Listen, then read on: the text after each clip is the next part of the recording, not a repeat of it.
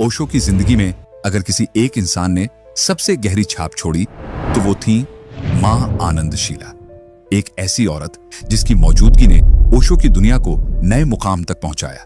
और फिर वही औरत एक दिन उस साम्राज्य को हिला देने वाली तूफान बन गई। सोचिए, एक लड़की जो कभी कैंटीन में काम करती थी कैसे ओशो की सबसे करीबी, सबसे ताकतवर और सबसे विवादित सहयोगी बन गई। ये कहानी जितनी हैरान करने वाली है उतनी ही सच्ची भी। उनका नाम सुनते ही दिमाग में एक चेहरा उभर आता है, मुस्कुराता हुआ मगर आंखों में गहरी चालाकी लिए। मां आनंदशीला, जो एक वक्त पर ओशो की परछाई बन चुकी थी। ओशो के हर फैसले में उनकी राय मायने रखती थी। लोग कहते हैं कि ओशो के आश्रम का असली कंट्रोल शीला के पास था। मैं ओशो से बेइंतहा मोहब्बत करती थी, शीला ने एक इंटरव्यू में कहा था, और उसी मोहब्बत ने मुझे वो सब करने पर मजबूर किया जो मैंने किया। 1981 में जब ओशो अमेरिका गए तो उनका ड्रीम प्रोजेक्ट था एक आध्यात्मिक नगरी रजनीशपुरम, और इस प्रोजेक्ट की पूरी कमान शीला को सौंपी गई। उन्होंने वो किया जो शायद कोई और नहीं कर सकता था। जंगल के बीचों बीच एक पूरी की पूरी नगरी बसा दी।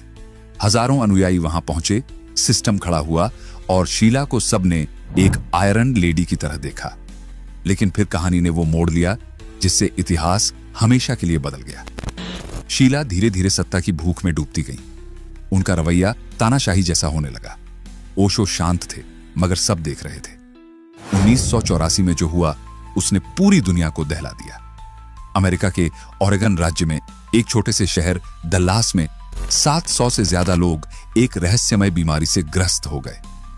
बाद में पता चला यह कोई बीमारी नहीं थी, यह था एक बायोटेरर अटैक। जी हां, खाने में सैल्मोनेला बैक्टीरिया मिला दिया गया था ताकि स्थानीय लोग बीमार पड़ जाएं और चुनाव में हिस्सा न ले सके। और यह सब मां आनंदशीला के इशारे पर हुआ था। यह सब मैंने ओशो को बचाने के लिए किया, उन्होंने बाद में कहा था। मगर क्या वाकई, या फिर यह सब उनकी खुद की सत्ता बनाए रखने की चाल थी? जब यह राज खुला तो सब कुछ बिखर गया। यह कहानी सिर्फ एक महिला की नहीं है, यह कहानी है भरोसे की, लालच की और उस प्यार की जो कब जुनून बन जाए कोई नहीं जानता।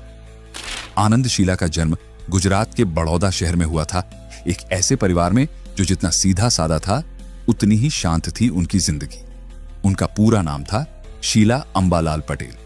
बचपन आम था, सपने भी वैसा ही कुछ खास नहीं थे। एक साधारण भारतीय लड़की की तरह उनका हर दिन बीत रहा था, पढ़ाई, परिवार और वही रोजमर्रा की जिम्मेदारियां। ना कोई बड़ी ख्वाहिश, ना ही दुनिया बदल देने की कोई योजना। लेकिन किसे पता होता है कि जिंदगी कब करवट